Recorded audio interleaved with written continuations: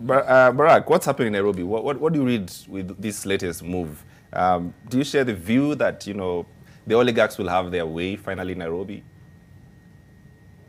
I'd vary the idiom a little. My brother Ambrose Weda talks about what will happen.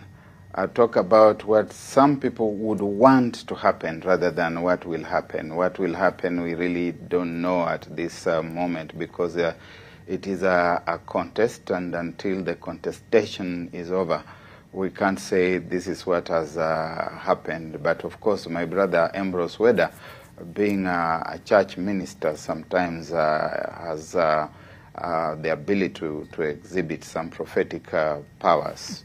But there are those who own Nairobi and who would like to own the governor, who have got their own preference.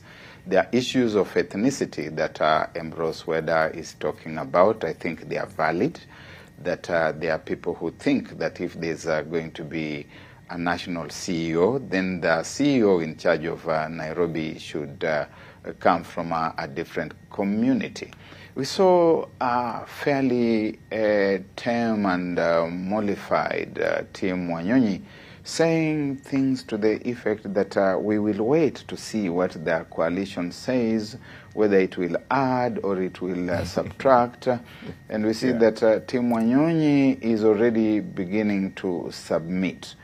Having been endorsed previously as the ODM flag bearer by former Prime Minister Raila Odinga, by Mama Ida Odinga, and by Party Secretary General at ODM, Edwin Sifuna, and others, then you see him kind of starting to backpedal, to say that we are going to wait and see what they are going to say. Now, when Polycarp Igade, on the other hand, comes on board, the question that begins arising is who ultimately is going to make the decision. Is it those who own Nairobi, the big business magnates, or is it going to be the voters? How much grassroots contact does he have? Could he boast of? One of the things that made it easy for Mike Sonko to run quite ahead of the rest of the pack was his common touch with the Holoi Poloi. And I do not know just how much my good friend Polycarp Igade, with his boardroom experience, his business Parisian suits, his elegant and eloquent English idiom. You don't think that counts, Barack? That should count for something. I don't know whether it counts in a place called Coachland. Do you know a place called Coachland? Yourself, for example? Absolutely. You know Coachland? Yes. Has he been to Coachland? Has he been to what is called Lavington Annex and Mondega Annex and the residents of those places? Is he sufficiently in touch with them, or is he hoping that the demographics referred to by my brother Ambrose Weda as the oligarchs are going to completely make those populations in Coachland, in Lavington Annex, and and elsewhere within those environs irrelevant? In this race, Barack, do you have any candidate who has a Michael Sonkesk, if you like, you know, that kind of an audience, in just not in Azimio alone, but in UDA? Is there a candidate like that? To a limited extent, I would say that Team Wanyonyi has been that kind of candidate, and I say that with a lot of caution, because I do not know whether beyond Westlands he has been able to explore the rest of Nairobi. In Westlands, he is certainly in common touch with their Kangemites. You know, the people who are called the Kangemites. they live in a place called Kangemi. They live in the neighborhoods of Kuna, Kibagare, if you know such like places.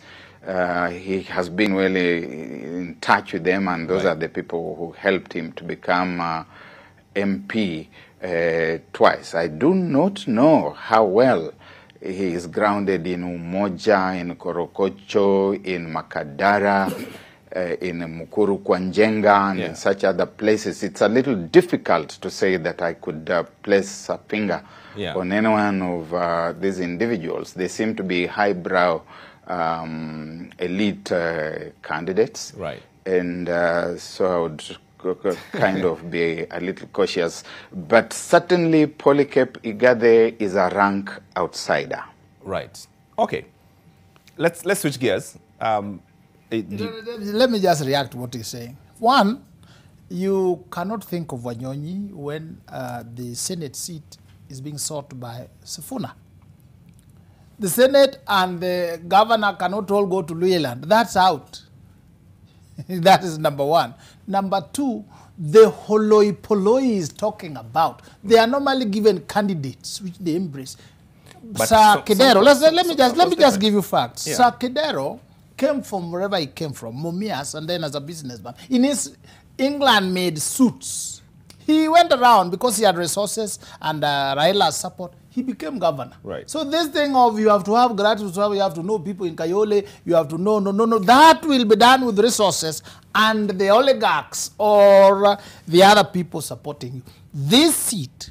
Are you saying? Yes. Are you saying that voters in Nairobi do not have a choice? I'm not just saying voters in Nairobi. I'm saying voters in this country. They're given candidates. Even now, they will be given. Otherwise, even the Sonko is talking about, he was originally with Raila. Raila didn't like it much, but he was accepted by other people. So then from there, he was grown. Sakaja has been grown. People are grown. So this thing of holoi polloi have no say.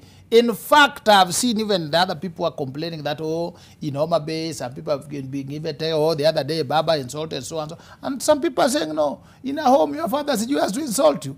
So this Wanjiku, you give them candidates, they do a brouhaha for some time, then they cool down. When election time comes, Uhuru Muigai Kenyatta will come, the UDA candidate will come, Baba will come, it's a big thing. And people say, yeah. So, holoi polloi, as he's talking about, they have no say. They will vote when the time comes, as they are told. I'm disappointed. The people of Korogosho, where I share a lot with, are disappointed tonight that we do not have a say.